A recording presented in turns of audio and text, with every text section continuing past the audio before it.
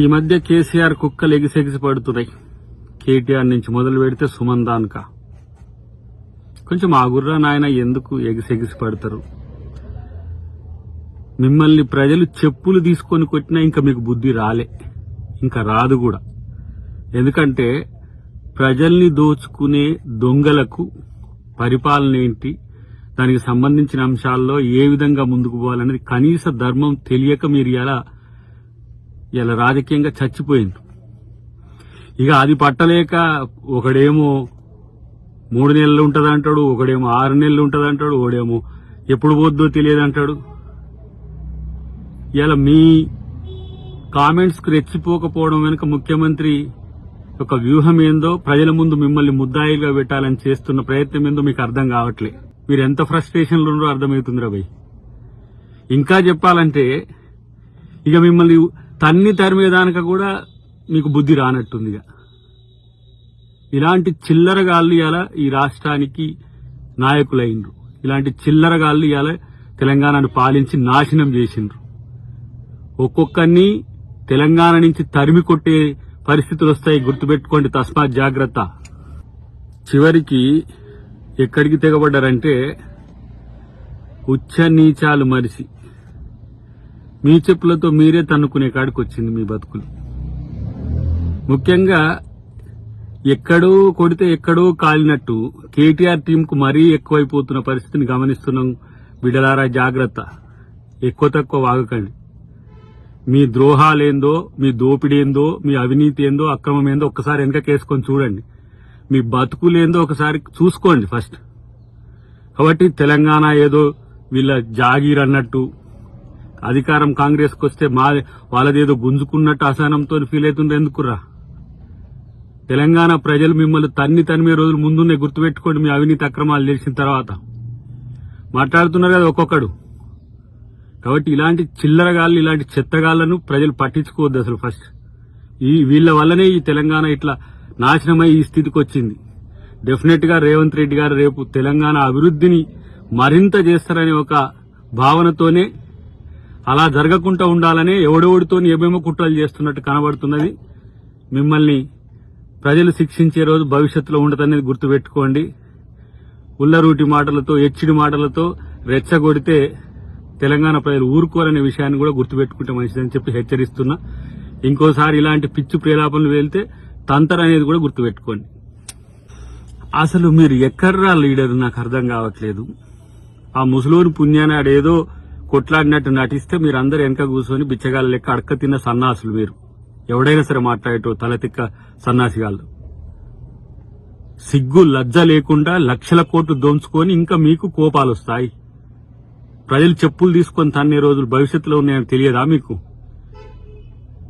బహిరంగ సభలు చూడంగానే, లేకపోతే ప్రభుత్వ తీరు చూడంగానే మీకు పిచ్చి లేచిపోతున్నది. ఎర్రగడ్డకో ఆ వైజాగ్కో పోండి సన్నాసులారా, గుంపు కట్టుకొని పోరి. ఇలా నేను అంటున్నా, మీ అక్రమాలకు ఆగడాలకు ప్రజలు శిక్ష వేయబట్టి మీరు తగ్గింది కానీ, లేకపోతే మూడోసారి మీరు అధికారంలోకి వస్తే పరిస్థితి, రాష్ట్ర పరిస్థితి ఏంది, ఇక్కడ ప్రజాస్వామ్యం పరిస్థితి ఏందో అందరికి తెలుసు. కాబట్టే మీరన్న దానికంటే 100 మాటలు ఎక్కువ అనగల శక్తి కాంగ్రెస్ కార్యకర్తలకు, కాంగ్రెస్ నాయకులకు ఉన్నది. ఈ మౌనం కేవలం ప్రభుత్వం వచ్చింది ప్రజల కోసం మనం ఆలోచించాలనే ఉద్దేశంతోనే తప్పితే, చివరికి ముఖ్యమంత్రి సైతం స్పందించినా మీకు సిగ్గులద్దలేకపోయాయి. ఇంకా పనికిరాని పిచ్చి మాటలు, పిచ్చి ప్రేలాపనలు. మిమ్మల్ని చెప్పులు తీసుకొని మొదటి నుంచి చివరి వరకు తన్నలేం. అదేం పెద్ద పైన? ఇదేనా మీ సంస్కృతి? ఇదేనా మీ రాజనీతి? దిగజారు రాజకీయాలు తప్పే ఇంకో తెలియదా? ఇప్పటికైనా ప్రజాస్వామ్యయుతంగా ఉండడం నేర్చుకోండి. కనీసం 10 సంవత్సరాలు పాలించడమని చెప్పుకునే సిగ్గులేని సన్నాసులు గిట్లా ప్రవర్తిస్తే ప్రజలు చెప్పులతో కొడతారనే విషయాన్ని గుర్తుపెట్టుకోండి. మీరు ఈ 9 ఏండ్లలో చేసిన తప్పులకు రోజుకో చెప్పుతో కొట్టినా మీకు బుద్ధి రాదు. మీరు తిట్టిన తిట్లకు, మీరు చేసిన తప్పులకు 4 కోట్ల మంది ప్రజలు వాళ్ళ చెప్పులతో మీ చెంపలు వాయించినా కూడా మీకు సిగ్గులజ్జ రాదని తెలిసిపోయింది. ఇంకా ప్రతిపక్షమని గౌరవించడము, ప్రజాస్వామ్యమని గౌరవించడం అని అంత మూర్ఖపు ఆలోచనలు చేస్తున్నాం మేము. ఎందుకంటే అయ్యో రాజ్యాంగం ఉంది, ప్రజాస్వామ్యం ఉంది, దాన్ని గౌరవించాలి, ప్రతిపక్షాలకు కూడా మర్యాద ఇవ్వాలి, గౌరవం ఇవ్వాలంటే ఇలాంటి దిగజారుడు రాజకీయాలకు తెగబడితే ఇంకింతకంటే నీచం ఏమైనా ఉన్నదా? ఇలా నేను అంటున్న ప్రజలకు ఒక పిలుపునిస్తున్నా, ఇలాంటి దద్దమ్మల వల్ల, ఇలాంటి పనికిరాని చెత్తగాళ్ల వల్ల తెలంగాణ సమాజానికి ఏం ఒరిగాడు. ప్రత్యేకించి నేను చెప్తున్నా, దాదాపు లక్షల కోట్లు, అది రేపు తెలుస్తుంది, అవినీతి తెలుస్తుంది, ఒక్కొక్కని సంగతి తేలుస్తుంది, మొత్తం ప్రభుత్వం కూడా తేలుస్తుంది. అంటే రెచ్చగొట్టడం ద్వారా, లేకపోతే ఇలాంటి బూతులు మాట్లాడడం ద్వారా కాంగ్రెస్ ప్రభుత్వాన్నో కాంగ్రెస్ పార్టీ నాయకులను అబాస్పేలు చేయాలని చూస్తే ప్రజలు సహించరు, కాంగ్రెస్ కార్యకర్తలు కూడా సహించరు. ఇంకా మీకు రాజకీయంగా బొంద తప్పితే ఏం మిగిలింది మీకు బొంద? ఇంకా దోచుకున్న జాలకి ఇంకా రెచ్చగొట్టి ఇవాళ ప్రజల్ని మళ్లీ విడగొట్టే ఒక వైరుధ్యాలు పెంచే చర్చ చేస్తున్నారా? అందుకనే మిమ్మల్ని గౌరవించాలంటే భవిష్యత్తులో మీరు గౌరవంగా ఉంటే మంచిది, లేకపోతే ప్రతి ఒక్కరికి తగిన శాస్తి తప్పదని చెప్పి హెచ్చరిస్తున్నాం. ఇంకా కొంచెం ఆ కేసీఆర్ మీద గౌరవం ఉండి, మా ముఖ్యమంత్రి గారు గౌరవించాల్సిన అవసరం ఉండి, తెలంగాణ ఉద్యమంలో ఉండడనే ఉద్దేశంతో గౌరవంగా ఉంటే ఇలాంటి పిచ్చి కుక్కలు రెచ్చిపోతున్న పరిస్థితి ఉన్నది. ఇప్పుడు నాయన కేటీఆర్, ఏందిరా బాబు నీ బాధ, ఏందిరా నాయన ఇదంతా?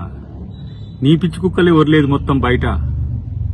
మెయ్యనేం చేస్తావో తెలియదు, పక్కన పెట్టు. గాని ఇలా రాష్ట్రంలో ఇలాంటి సంస్కృతిని తెగబడితే జరిగే పరిణామాలకి ఎవడు? ఇలా పరిస్థితి, మీరు ఇంత అవినీతి అక్రమాల్లో కూరుకొని పోయి మీ తాట తీసే రోజుల్లో మీరు చెప్పులు తీసుకొని ఎగిరే స్థితి వచ్చిందంటే మీకు ఎంత బలుపు, ఎంత అహం ఇంకా తగ్గలే. ప్రజలు పండబెట్టి తొక్కినా సరే మీకు ఇంకా బుద్ధి రాలేదని తెలిసిన తర్వాత ఇక మిగతాది కూడా ప్రజలే చూసుకుంటారు. ఇలాంటి పనికిరాని చెత్త అహంతోనే నువ్వు మెయ్యనోడగొట్టినవు, నీ పుణ్యమే ఇలా వచ్చింది. మళ్ళా తగుదునమ్మా అని చెప్పి వేసి భజన పరులంతా బయటకు వెళ్ళుకొని తిరుగుతున్నారు. ఇలా తెలంగాణ తెచ్చుకున్నందుకు తెలంగాణ ప్రజలు అరగోసపడుతుంటే ఇలా కాంగ్రెస్ పార్టీ నాయకత్వం రేవంత్ రెడ్డి గారి నుంచి మొదలు పెడితే ప్రతి ఒక్కరు ఈ రోజు కష్టపడి ప్రజల్ని చైతన్యం చేసి నీ నుంచి విముక్తి కలిగిస్తే మళ్లీ ఇలాంటి అసహనం ఏదో విద్వేషం విషం జిమ్మే ప్రయత్నాలు చేస్తున్నారు. మానుకోండి బిడ్డలారా, ఎక్కువ తక్కువ చేస్తే తాట తీసుడు తప్పదనేది మీరు గుర్తుపెట్టుకోండి. ఏదో మౌనంగా ఉన్నారు, గిట్లనే ఉంటారు అనుకుంటే మాత్రం దానికి తీవ్ర పరిణామాలు కూడా ఉంటాయి. జాగ్రత్త.